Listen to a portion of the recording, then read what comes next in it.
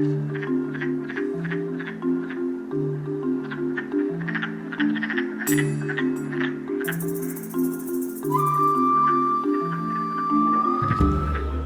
Anne is here, it must be time to start. Welcome to this month's edition of Ecophilia. And we are thankful that you're here, and we're very thankful that the Jolly's Pizza is open and ready for business, and I hope that you buy lots of beverages and food so that they are reminded that we are worth their while. They are open on Thursdays for the rest of the summer, so this is going to continue to be our clubhouse. We do have some sweaty moments about whether they're going to be open in time, but that's for another discussion for another day. So anyway, we're glad that you're here, and know that you can always see programs that you miss. We do have the recordings of these programs, which are available on our Ecophilia YouTube channel, so check it out. Lots of great stuff. So we are really lucky tonight because we've got one of our own. So many of you know that the person who really kept Ecophilia going was Peter Pesch, Dr. Peter Pesch, Chair Emeritus of the Astronomy Department at Case Western Reserve University, the Case Western Reserve University. And one of the things that he charged Steve Madewell and myself and Clyde Simpson and others was that as he was facing the end of his mortal days, that we would perpetuate this. And this gathering of curious minds listening to fascinating programs delivered by scientists and educators that are just expanding our consciousness, all while we can enjoy an adult beverage, just seemed like the right mix.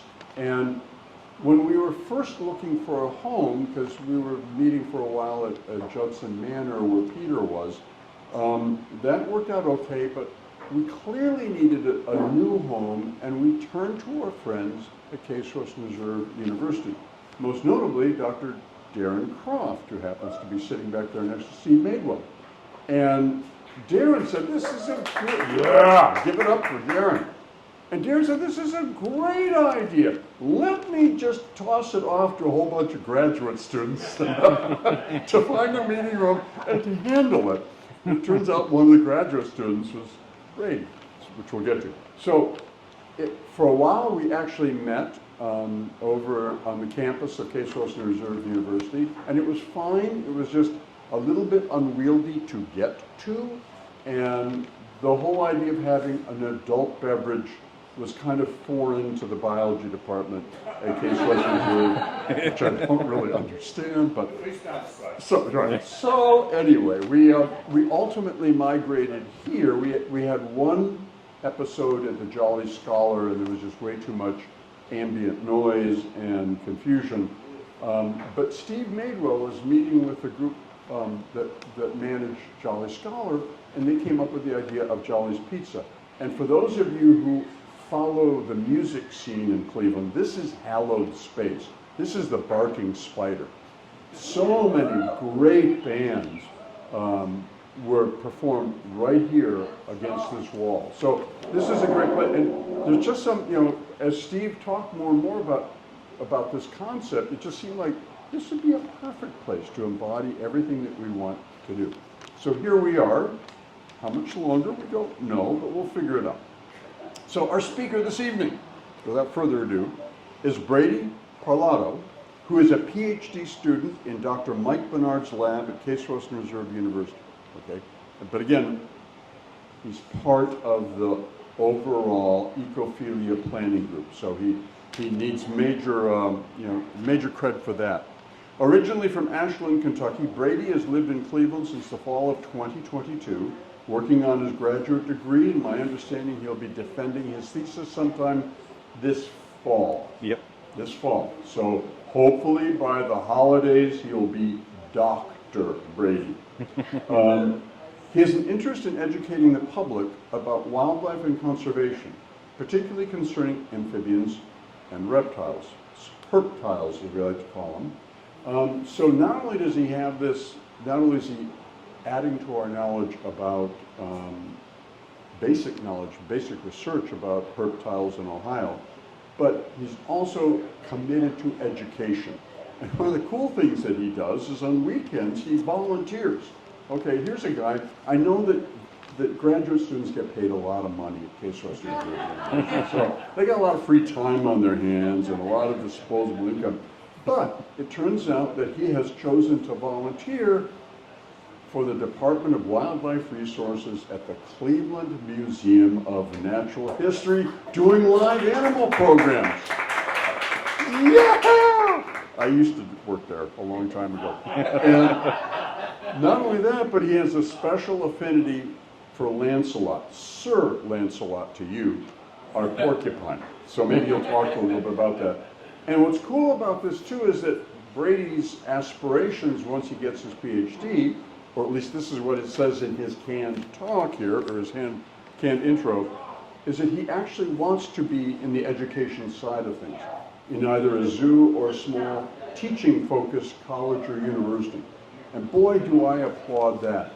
My son, our son, Doris, our son Tim is an assistant professor at the University of Utah, and even though he's a lauded teacher and professor, as he goes up for tenure, none of that matters. It's like, how much money did you raise? How many publications did you have?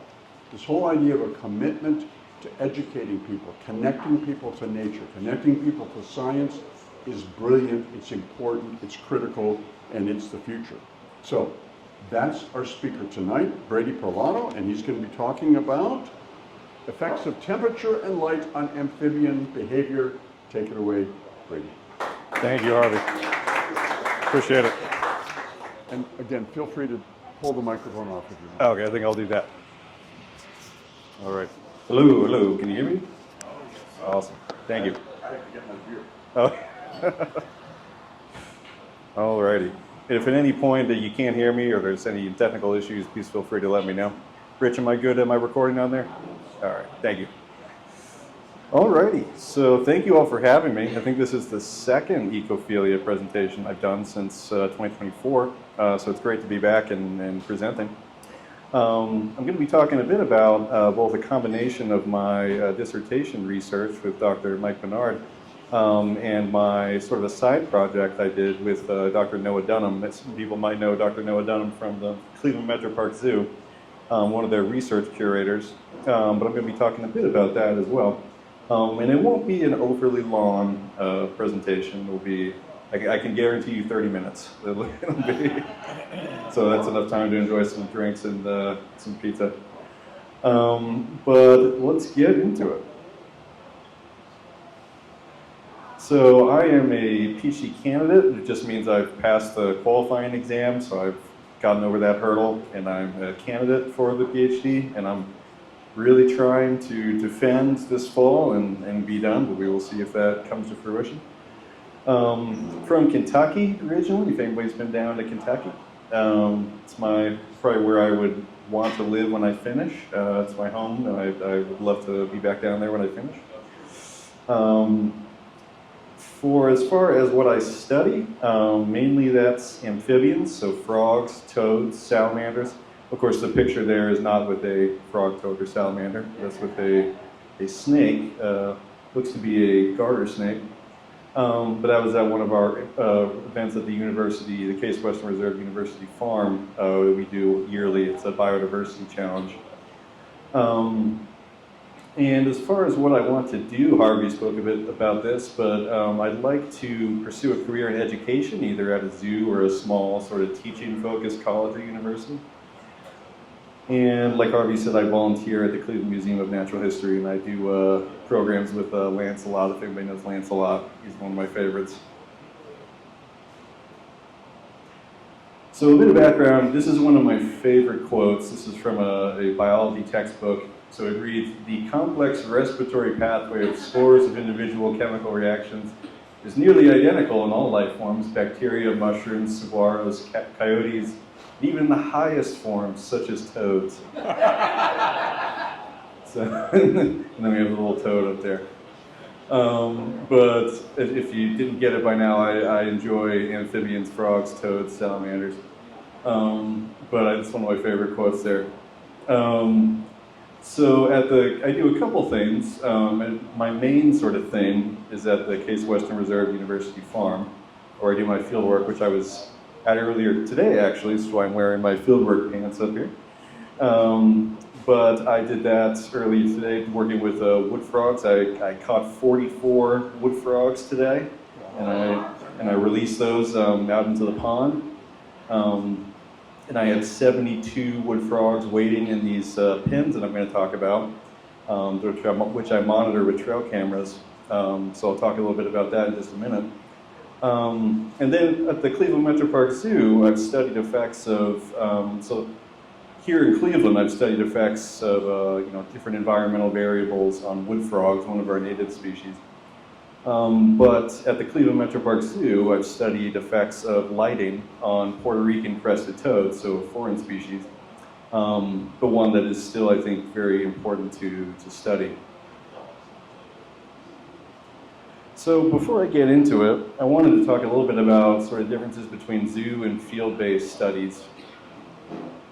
So as far as a sample size, the number of animals that you're working with, in zoo-based studies, you're typically dealing with a smaller sample size than in the field. So you're working with whatever collection of animals you have at the zoo.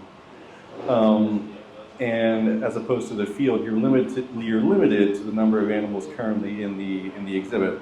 So you can't really, if I wanted to bring in more toads, then tough luck, you can't bring in more toads because that's just what they have. As far as studies in the field at least use animals from the field. You can collect animals and you can get these larger sample sizes. And in other words, working in the field with, say, a native species would allow you to work with a greater sample size, a greater number of replicates for your study, which is what I've achieved out of the farm, which I would probably have a hard time getting 72 zoo-housed frogs for a zoo study, but out in the field you can do stuff like that. As far as manipulation, so if you're changing something, if you're changing temperature, you're changing lighting, you're changing wind speed, whatever it might be, in zoo-based studies, it's really more difficult to manipulate those things. So you're dealing with animals that are under very controlled conditions. They need to be under those conditions.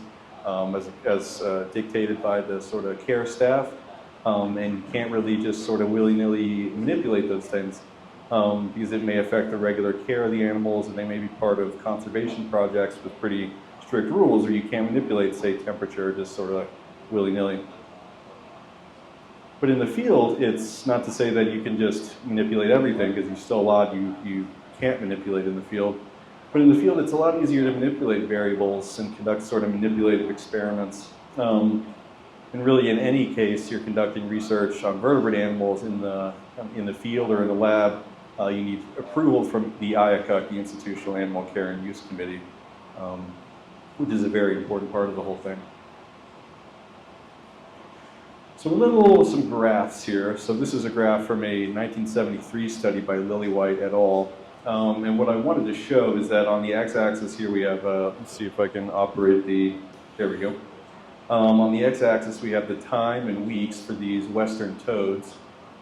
And then on the y-axis we have essentially just how much they ate per individual per day. And if we go through this, we can see that an important sort of trend as temperature increases. So we go from 14 degrees Celsius to 20 degrees Celsius to 27. But then we get to 33 and we see sort of a dip. So in general, we see that as temperature increases, metabolism we would expect would increase, metabolic rates. And the amount that these animals are eating is increasing up until a point, and we can see here that's around 33 degrees Celsius, when it gets too hot, and then they're really starting to eat a lot less. But when we have a gradient, they're shown in black. So before, all these are showing they just had one temperature they were exposed to. So 14 degrees, 20 degrees, 27, 33.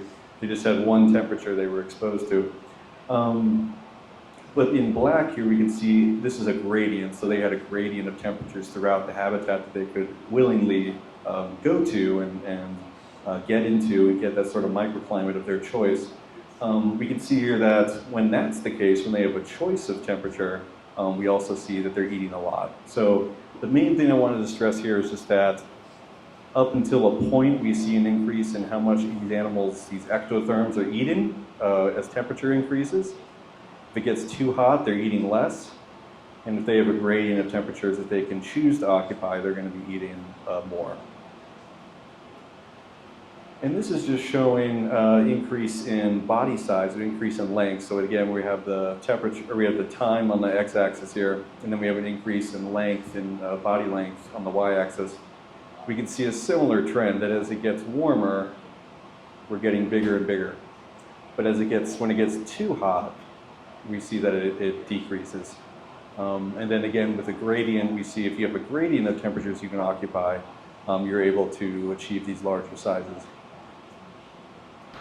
So that is all to say that there are environmental variables that affect the behavior and the growth of these animals, these amphibians. If we broaden out a bit and we step back a bit, then we can see that we can talk about how amphibians, along with corals, have been most negatively impacted by climate change if we're talking about groups of animals, or groups specifically of ectotherms, so animals where they don't regulate their own body temperature, where their body temperature is dictated by that of their environment. And in these amphibians, which I'm going to be focusing on, I don't know a lot about corals, but I do know a bit about amphibians. And in amphibians, their skin is very permeable. And I just tried to find a photo that had a very sort of close-up view of the skin of a frog here. But their skin is highly permeable. It means they're really susceptible to drying out if it gets too hot and dry. But why should you care about amphibians? Why not care about some other group? Why not care about birds? Why not care about reptiles too? Well, they are important. I will admit that. But as far as why you should care about amphibians, they play important ecological roles. One being in disease vector and pest control. I know for a fact right now I have mosquito larvae that are just all throughout these tanks I have at the university farm, and they're just wriggling and doing their thing, and they're gross.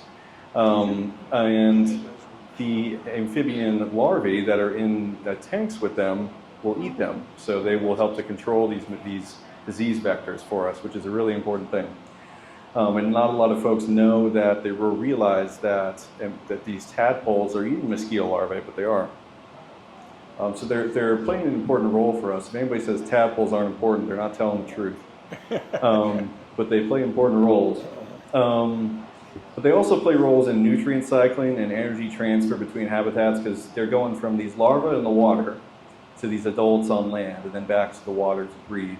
So there really is a transfer or a cycle of nutrients back and forth between the water, between the aquatic habitat and the terrestrial habitat, which I think is a very important thing. So first, I wanted to talk about an experiment I've done with my advisor at Case Western Reserve University, Dr. Mike Benard. And this is really focusing on temperature and amphibian activity. So are frogs more active in the field when it's warmer is the sort of crux of the question. But more specifically, are more frogs active at higher temperatures? Do we see increased growth at higher temperatures? And how does precipitation shape these effects? Because temperature doesn't operate in a vacuum, so there's other environmental variables changing throughout the year, one of them being precipitation. And overall, we expected amphibians to increase their activity and growth with initial increases in temperature, and to be more active during rainfall, as you might expect. With the recent rains we've had in the last couple of days, the toads have been active, the frogs have been active, maybe some salamanders too. So this, getting into some photos from my actual work here. So on the right there, we can see a photo of my pen. So this is a 1 meter square terrestrial pen. It's dug a few inches into the ground down here. so they can't readily get out of the pens, the frogs that is. And we see the pens here, and there's one over there, there's one over there, one over there. But we can see that half of these pens are covered with these cubes. So these are greenhouses made of polycarbonate roof paneling and some wooden 2x4s for sort of a skeleton. But these greenhouses were meant to raise the ambient temperature of these pens by, it varied from a max difference of about 1.5 degrees to 3 degrees Celsius at a given point in time. So it raised the ambient temperature there to sort of simulate climate change. And we had 12 pens, and half of them, 6, had these greenhouses on them, and half of them were left uncovered. So half of them were greenhouse, half of them were ambient or uncovered. And we ran this from July of 2023, this seems like a while ago, July of 2023 through April of 2024. And we used these trail cameras mounted on these posts to monitor, okay, what are the frogs actually doing in pens? And nobody's really done this before. We really don't have a lot of data on, what are these little frogs doing on the floors of forests. This is really the first study of this kind to really use camera traps, these trail cameras, and monitor 24/7 what they're doing on the land. So we set these cameras on a 15-minute time lapse. So every 15 minutes, they were not motion activated, they were set on time lapse photography. So every 15 minutes, they recorded just what was down in there in the pen. And ultimately, we processed 4 days worth of photos per month. We would still be processing photos if we were processing every single photo we took. So we just did a subset of those photos. And as an example, I have a photo here for you, and I wanted to see if we could get a volunteer to come up and try to find the 4 frogs in this photo. Anybody want to take a shot? I see 3. You can do it together, yeah. All right. So there's 4 frogs in this photo. See one? I see 3 of them. See 3 of them? Maybe down there is the 4th one down there. Yeah, we got one down there. Yeah. Okay. 2 on the log, 1 to the right of it, Yeah. and then 1 below. Yeah. Mm-hmm. So I think we described all of them. So we got 2 on the log. We got 1 up there, and we got 1. This is probably the hardest one. Is this one down here? But there are 4 frogs in that photo. So good job. What you just did is 1/43,000th of what I've done for my dissertation. So I've processed 43,000 of these photos just manually. It's Where's Waldo Frog Edition, but it's fun. You put in some music, you put in a podcast or something, and you just count the frogs. So I enjoy doing it despite the large number of photos. But that's a little taste for you.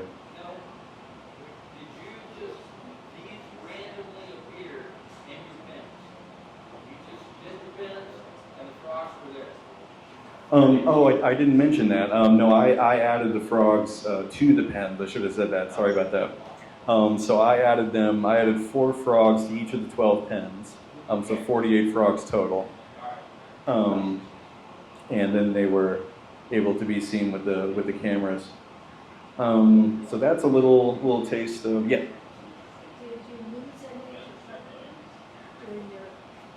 That is an excellent question. Not in this experiment, to my knowledge, but in a future experiment I did. Repeat the question. Sorry. Or did I lose? Do I know if I lost any of the frogs to predators? Was the question. And not in this experiment, but in a future experiment I did after this one. Chipmunks actually were eating the frogs. It was like a horror movie. I came out one day, and there was literally a chipmunk with a headless frog in its hands, and it was just eating it, and it just left the head and just ran, or just left the body and ran off.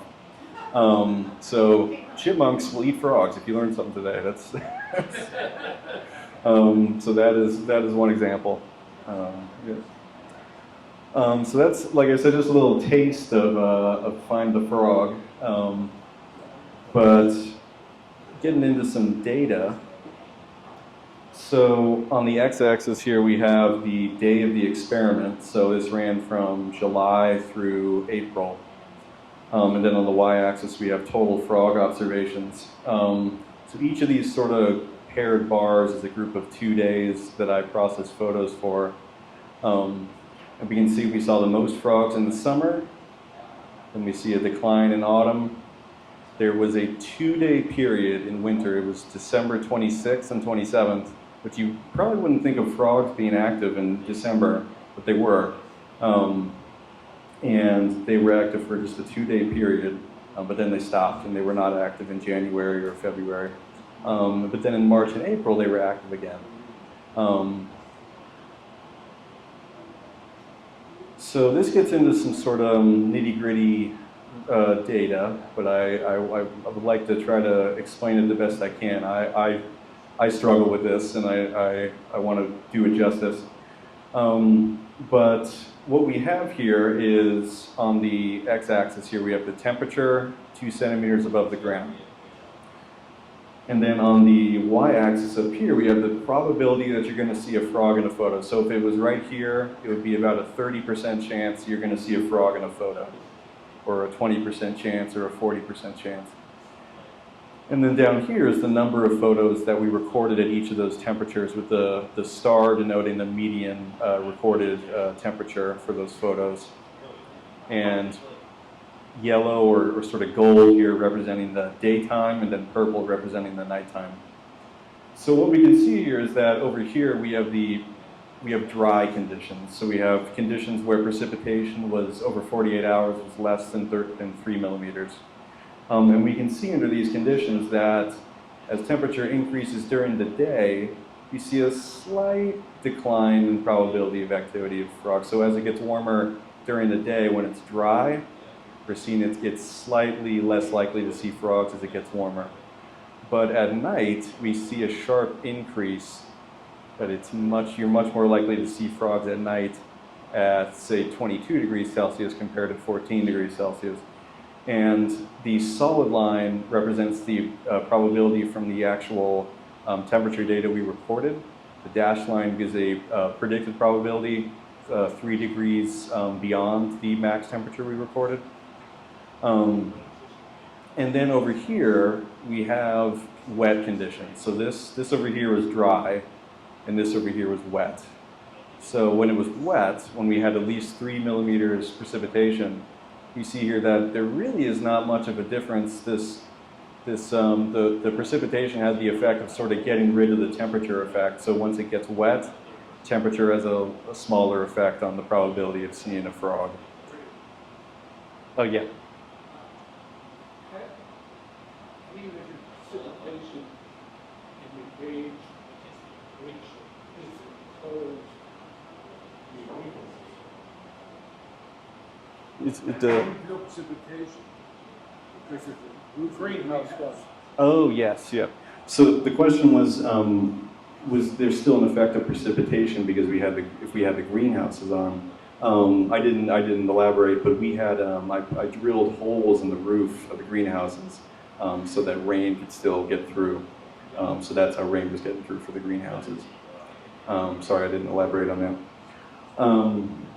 But there was rain getting to all the frogs in all the pens, and we can see that when in summer, this is just for the summer months, when we did have rain, it not only increased the probability of activity, but it really sort of got rid of this temperature effect. So that was sort of the main effect of precipitation in the summer.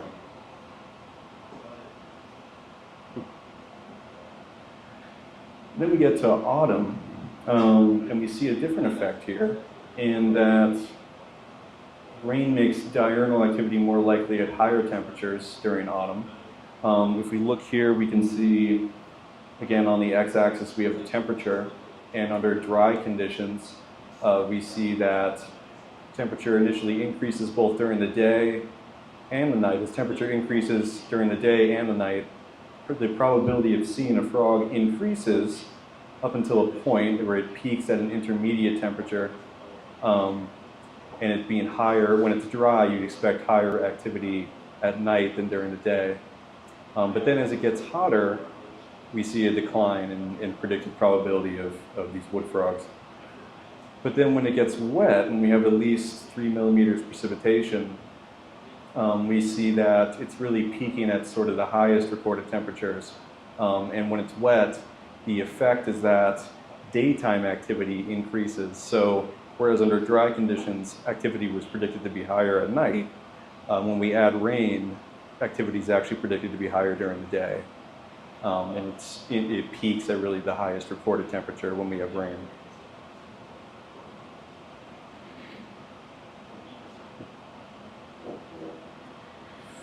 Then, as far as the spring, so in the spring, rain limits activity, and activity was higher at night as temperatures increase. So really what that boils down to is, it was a really stark difference here in spring, where when we had dry conditions, it didn't matter what the temperature was. It was pretty much at zero or close to zero throughout the entirety of these days. It didn't matter what the temperature was. It was predicted activity of these wood frogs was really, really low. But then when we got to wet conditions, we see that as opposed to autumn, where when we had wet conditions, we saw higher daytime activity. In spring, we saw higher nighttime activity at the highest recorded temperatures compared to daytime activity. But for daytime activity, we saw the same sort of trend of, okay, we're going to increase and increase and increase in probability of activity until we hit an intermediate temperature, then we're going to drop. Whereas at night, probability of activity peaked at the highest recorded temperatures. So some differences, some definite seasonal differences there in probability of activity with temperature and rainfall. Any speculation as to why? I'm not exactly sure. I've given it some thought. I think it may come down to they are just accustomed to being active at night in the spring, because that's when they're sort of migrating to and from ponds. So that might just be, they sort of might just be hardwired to be active more at night in the spring, regardless of well, not regardless of temperature and precipitation, but despite trends in temperature and precipitation. Yeah. Wasn't he like tagging any of them that were more free roaming? You said tags? Tagging, yeah. The question was, did I tag any of the animals that were free roaming? No, we didn't. And I know an option is to use a visible implant elastomers for amphibians. We didn't do that for this study, but that definitely is an option for future studies. I was wondering, if they go out when it's drier, are they more at risk? Do the skin dry up? Yeah, they definitely are more at risk if it's drier, I would say. They can, I've seen these animals tolerate, weeks without rain, and they sort of just burrow down into the soil to get a little bit of moisture and stay out of the sort of really hot conditions. But they can go a while without rain. But that isn't to say that they should. I'd say they definitely are more susceptible to desiccation when they're out in the dry, hot weather.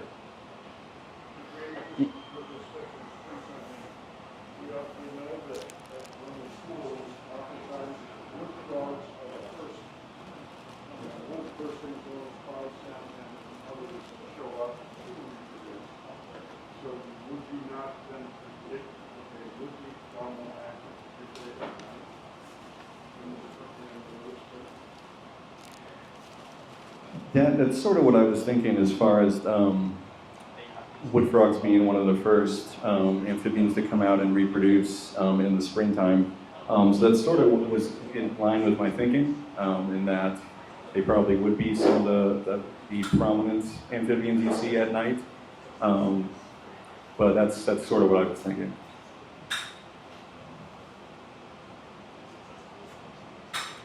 And then this is just showing that there, as far as we did a, not a monthly census, but we did during these months shown here, we did a census, July, August, September, October, then April of 24. We did a census in each of these months, and we recorded the mass of the caught individuals. There was never any difference in the mass of these animals between the greenhouse and the non-greenhouse pens, but we did see that over time it did increase, especially from August to September.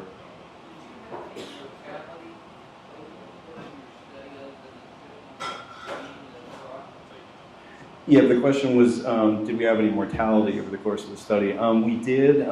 We couldn't, during this study, we didn't find any carcasses of any of the frogs, but they were not there. So it was very unlikely that they were able to escape the pens, because they were dug a few inches into the ground and they had a baffle, sort of prevented climbing. So we think it's pretty reasonable to assume that they passed away.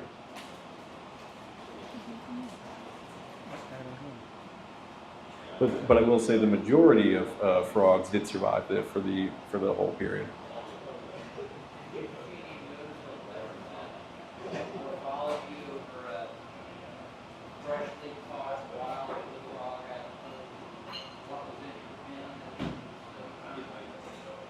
No, I'm not sure as far as was there any difference in morphology between, say, a freshly caught frog and one that was in my study. So these were yearlings by the time that we ultimately finished with these frogs. So they were juveniles. I have not seen any wild juvenile wood frogs in my time here. I've seen reproductively mature adults and tadpoles, but I've not seen any of these sort of juveniles except for in my experiment. So I didn't have any to compare in that case.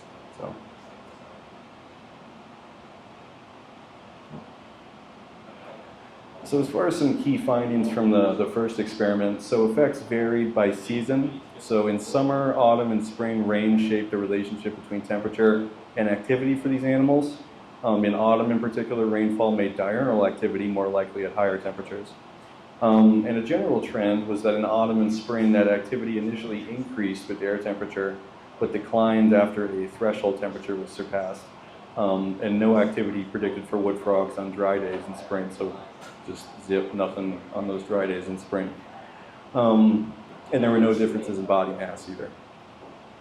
So that gets me past the sort of native species that I worked with here. And then switching gears, we have a shift to foreign species, and a different sort of variable we're looking at here. So what we're looking at now is we were previously looking at temperature and rainfall. Now we're looking at lighting. So now we're looking at sort of a human, very much human manipulated variable. So how does light at night affect the daily activity and behavior of captive amphibians? So for some species, light at night makes activity less likely, and there's a couple of studies there to indicate that. But for other species, they're a lot less likely to emerge if there is artificial light at night or any light at night. So say if it's a full moon, they're less likely to come out under a full moon as opposed to a new moon. So either natural or artificial light, they're less likely to come out. So the question became, what species do you work with for this question? And I've been talking with Dr. Noah Dunham at the Cleveland Metroparks Zoo, and we eventually did a survey of all institutions with the species, the Puerto Rican crested toad. And we did a survey to sort of look at, well, what are the different sort of habitat parameters for the different zoos that are keeping these Puerto Rican crested toads? Because this is a very prominent species in conservation efforts within the AZA, within the Association of Zoos and Aquariums, in the herptile world. So Puerto Rican crested toads are listed as threatened by U.S. Fish and Wildlife and critically endangered by the IUCN. And some reasons for those declines are destruction of their habitat, so filling in of their pond habitats, as well as introduced species like mongoose, actually. So the AZA started a species survival plan for Puerto Rican crested toad in '84, which was the first for an amphibian. And the Cleveland Metroparks Zoo is one of many zoos in the U.S. to begin a captive breeding program for these animals. And this captive breeding program has aided in the recovery of the wild population. They actually airlift thousands of tadpoles from the different zoos to Puerto Rico every year, which I think is really cool. But the question is, and this was in the survey we conducted, like, how are different zoos taking care of your Puerto Rican crested toads, both the tadpoles and the breeding adults? And the question became, we sort of zeroed in on, okay, how about lighting? It seems like some zoos are giving them some light at night, like they have some UVB bulbs that are on at night, and some zoos have nothing at night. They just complete pitch black darkness. So we sort of zeroed in on that, and we're like, well, what if we investigate this and we see, does light at night, does it actually mean anything for their behavior? Because that will inform us sort of how to provide conditions that best replicate natural conditions for this breeding program. So the question was, how does light at night affect the daily activity and behavior of these adult Puerto Rican crested toads in captivity? And ultimately, we expected that toads would be active longer throughout the day, they would move more frequently, and they would consume more crickets when exposed to nightlight. Because in their natural conditions, these are very visually oriented animals. And while there's not a ton of light at night, there's still some light at night in their natural conditions, especially under a full moon. And we would expect that some light at night would be beneficial for these visually oriented animals to move and to find their food. So what we had here was, this is just an example of one of the terraria. So we had 3 terraria in it's currently under construction, but the rainforest building at the Cleveland Metroparks Zoo, which I think is about to open up again soon. But we had, in the rainforest building, these 3 terraria for the Puerto Rican crested toads. Sort of how I said at the very beginning of the talk, we couldn't manipulate, how many toads were in different terraria. So we just had, we had a couple terraria with 3 toads, and then we had one with 4 toads in it. And we had 2 treatments here. This was a very simple study, but I think it was an important study. We had 2 treatments here, one where we provided light at night, and one where it was completely dark at night. So when we had light at night, we had the night light on here from 7 p.m. to 10 p.m., and then again from 4 a.m. to 7 a.m. And we didn't keep it constant. We didn't just have it on throughout the entirety of the night. We had it on for select periods, and that was intentional to manipulate a natural dusk and a natural dawn. So as you would find in natural conditions, it's going to have some light, as the moon is rising, as the sun is setting, you're going to have some light, and that's when we had our sort of dusk period. But then you're going to have close to complete darkness for a certain period of the night. And then after that, you're going to have a dawn period as the sun starts to rise and you get light again. So we kept lights on just to mimic that natural dusk and dawn period. And toads were monitored with security cameras, these Ankh security cameras, for 10 days for each treatment. And this is just sort of a schematic of what it looked like. So in yellow, we have the day UVB light. In orange, we have the day basking light. And then in the center, we have the night light, so in purple there.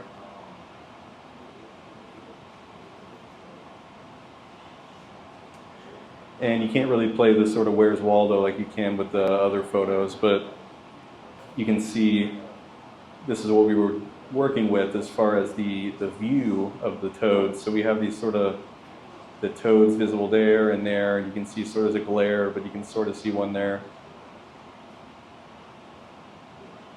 And here's one at night. You can really see the eye shine of the toad at night. So they're a lot easier to see at night, I would say.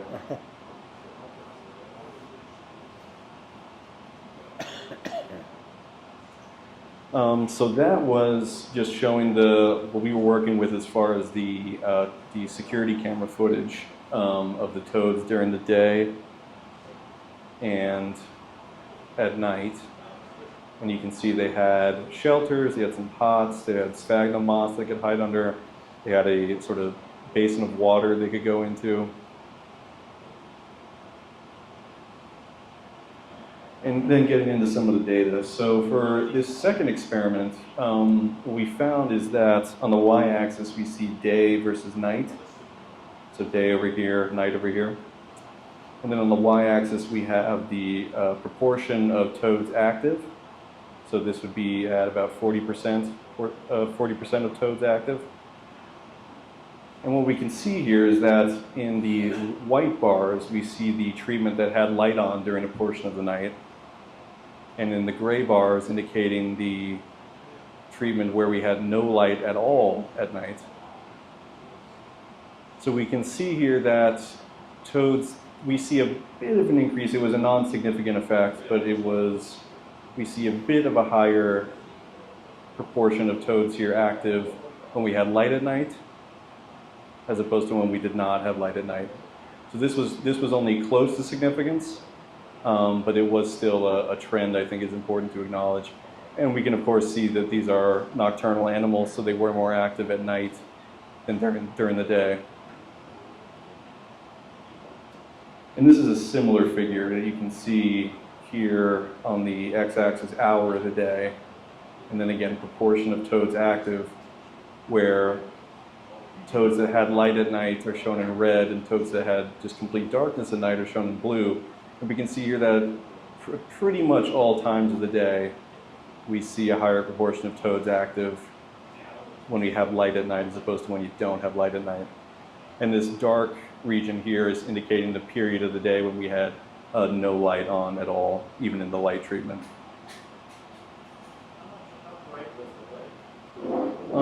It was a 25 watt light, so it was a fairly dim, a 25 watt light, the night light.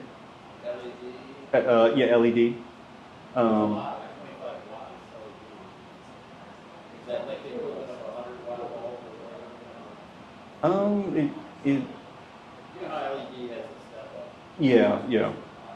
It was fairly. What, more blue maybe? Yeah, it was fairly dim. What temperature of LED bulb? You know how it's on Kelvin, the bulbs are rated on a Kelvin scale? It'd be like cool white would have more blue. I forget, like 2750 Kelvin or 3200, but it's like, I think the lower you go, it's more red and less blue. And, I think it's a nice little light, but like a really hard one to see sometimes. There's sort of blue or silver or something. Yeah, I'm not. For an LED, it's a warmer bulb, right?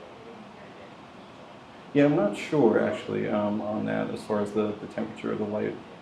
But that is something we still have the bulbs, and we could definitely see what that is. Yeah, if you go to the store, you see the spec on the side, temperature. Tell the light, you can figure it out. You can backtrack and figure out how much blue light is there based on temperature. Okay, I see. Okay, thank you. But yeah, we still have the bulb, so we could go back and look at that. But that, I'm not sure what the temperature was in this case.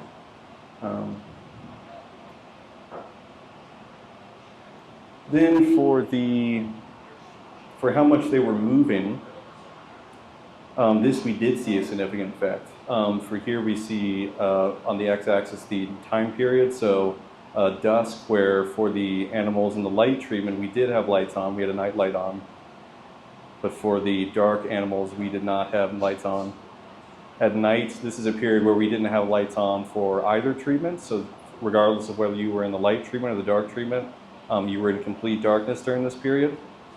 And then for the dawn period, we again had light on for these light animals and no light on for these dark animals. And we can see that for each of these groups, most pronounced for dusk and dawn, we did see toads were moving more frequently when we did have lights on as opposed to lights off. So they were navigating more throughout their enclosures when we did provide a light, either to simulate dusk or to simulate dawn. And that actually pervaded into the period where there was no light. So this period where we had no light at all, these animals that were previously exposed to lights during the dusk period were more active, even when there was no light at all during that period, which I think is a very cool result.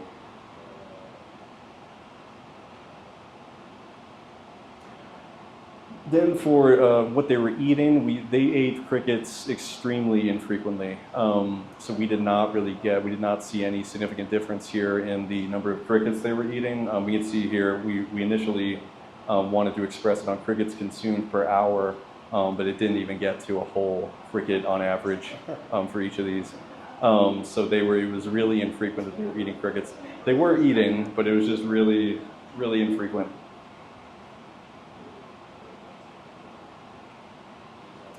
So to sum it up, when nightlights were on, toads tended to move more, and they were more active above the substrate.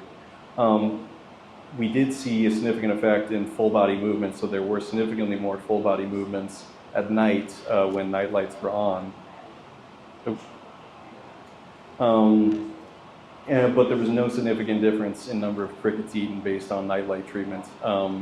Like I said, they ate crickets very infrequently, so that was a surprise. But it's not what we expected to see.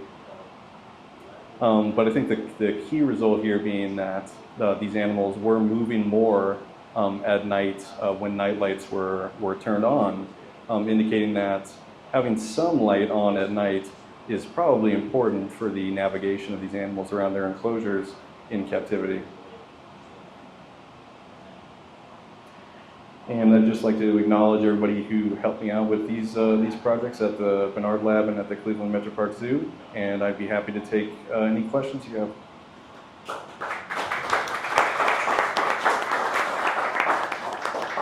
When they weren't eating crickets, what do you think they were eating?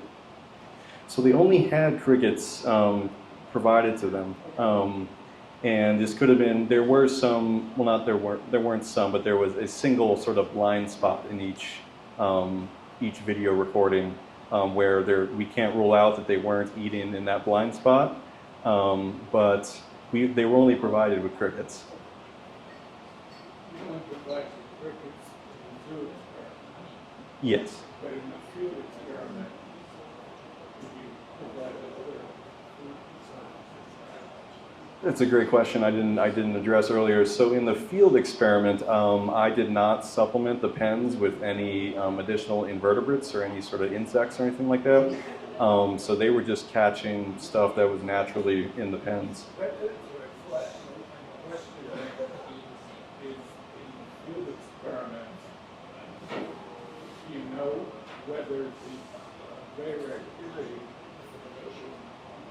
in light might have reduced the greater prevalence of food being available?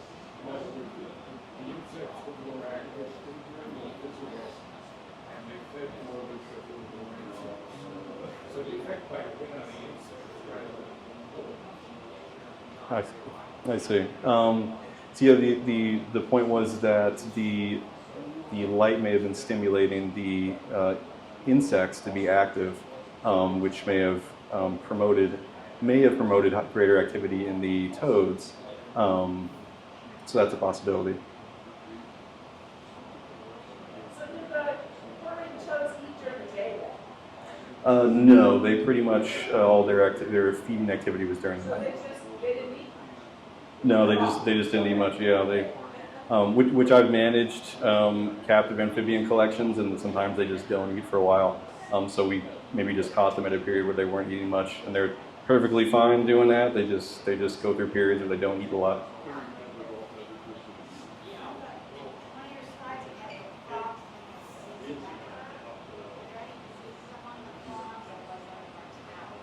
Oh, sorry, I couldn't hear.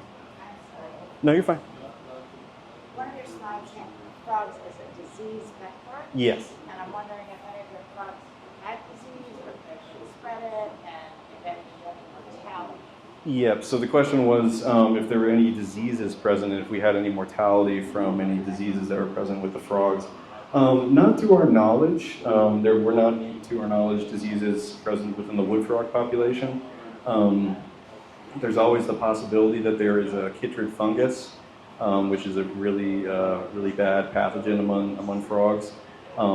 So that's one of the reasons we don't release the wood frogs. We euthanize the wood frogs because we don't want to introduce any chytrid fungus that was on our equipment into the wild wood frog population.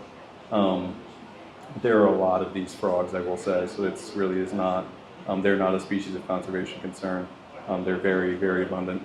But for the toads, as far as pathogens for the toads, there is a syndrome called a brown skin syndrome, which is essentially a chronic sort of sloughing off of the skin in these animals. And we really don't know what causes that. We were sort of trying to see in this study, the brown skin syndrome wasn't a focus of this study, but it was definitely present among our test animals. So that was something that we were definitely keeping in mind as we were conducting that study. Thank you. Yep. Did we do any audio field recording? Oh no, they weren't old enough to be vocalizing yet, so we did not do any audio recording. There are experiments going on at the farm right now from a different graduate student looking at gray tree frogs and how their vocalizations differ between sites that are that have bullfrogs calling and that where they play a bullfrog call, as well as they have they bullfrogs. Come my way, come my way, come my way. There you go, Brady. Yeah, vocalizations. Yeah, they have an experiment going on seeing if gray tree frogs call to different extents and breathe to different extents when you play a bullfrog call or when you have artificial light at night. So that's something that's going on right now. Yep. They do. So bullfrogs will prey on gray tree frogs. Yep.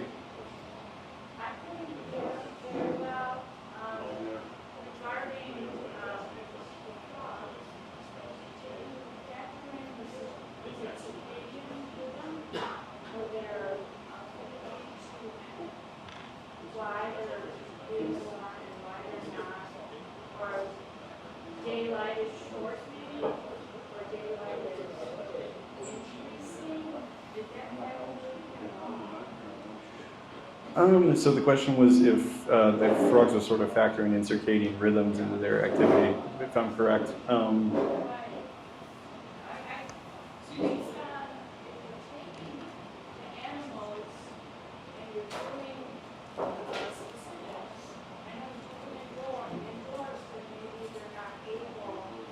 Oh, I see. Yeah.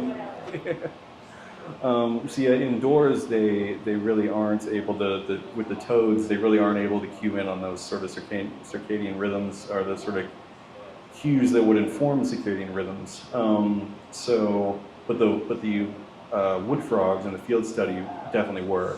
But I'd say in captivity the toads were not able to do so. They were in a windowless room and unable to sort of make use of those cues. Yep. Who organizes Ecophilia. He grew up in Puerto Rico. He's particularly fond of the Ecophilia, the Puerto Rican national frog. I don't know if you're familiar with that. Yeah. Are they doing all right?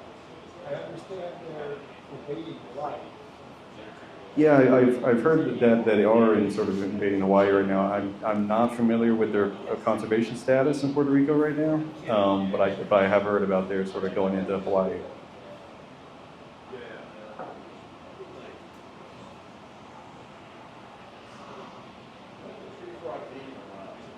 What do tree frogs eat in the wild? They don't eat what? Ticks? No, they're not eating ticks. Opossums do.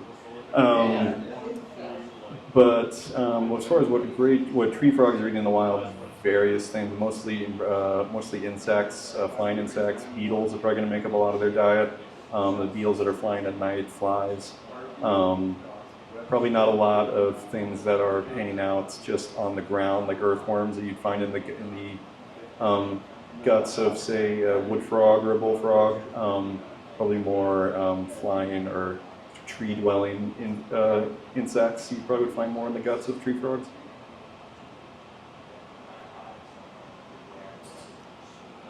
Yeah.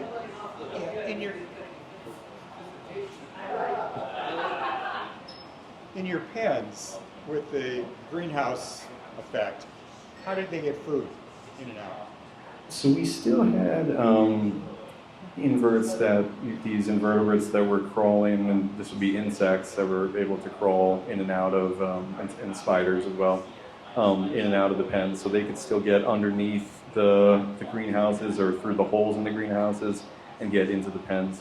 And we were able to verify that by doing gut content dissections of the animals that we euthanized to actually indicate, yes, we did see them. They were eating stuff in the greenhouses. So invertebrates are just naturally colonizing the pens even with the greenhouses on them. Yeah. Early on, I think you said something about the amphibians being able to choose their temperature zone. Yeah. But maybe, did I misinterpret? You didn't test that specifically, right? No, we didn't, and not in this case. In a sense we did, in the sense that it wasn't in the study that I referenced, it was an indoor laboratory study where they had just a set temperature that the frogs, or the toads, I should say, were exposed to. Whereas in my experiment, and in that previous study, they did have a treatment where they provided a gradient that the animals could, get warm in one part of the enclosure and cool in another part of the enclosure. Whereas in my experiments, we kind of did provide a gradient because it's not just a uniform temperature throughout the floor of the pen. There's could be sun shining in one part, it's warmer in that spot than it is in a shaded part in another part of the pen. So we sort of did have a gradient. Thank you.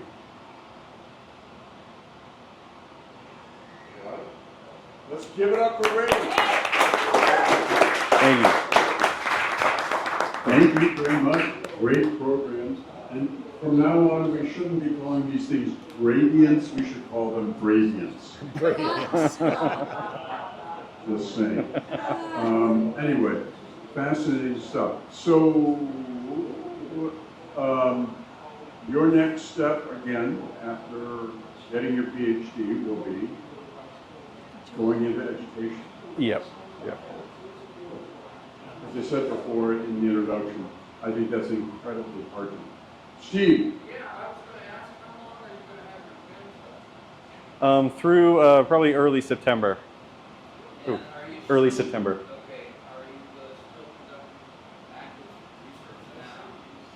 Yes, so I currently have an experiment going right now in the woods, seeing if we add more water to simulate increased precipitation, if that's affecting how large they grow, how active they are, and if they are affecting decomposition of leaf litter by eating bugs that would break down the leaf litter.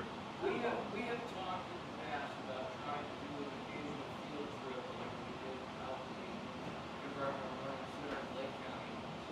We talked about trying to go out to the cave farm, and perhaps we could try to figure out a way that we could do that and actually see your study site without interfering with maybe the food site. And it might be a nice thing to try to facilitate Yeah, I'd totally be on board with a sort of a field trip out there. It would just be about contacting Missy Ackerman's the assistant director of the farm right now. She would be the contact person, and talking to Mike Benard, my advisor, who's the department chair of biology. But that definitely is something we could look into.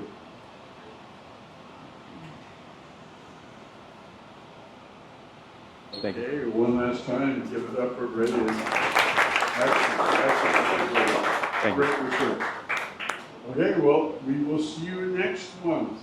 here at Jolly's Pizza. I'm not sure, Ann, do we know who our speaker is? We do? Not yet. But just keep tuning in, we'll let you know, because it's going to be cool to always see. Thanks for coming out. We'll see you next time.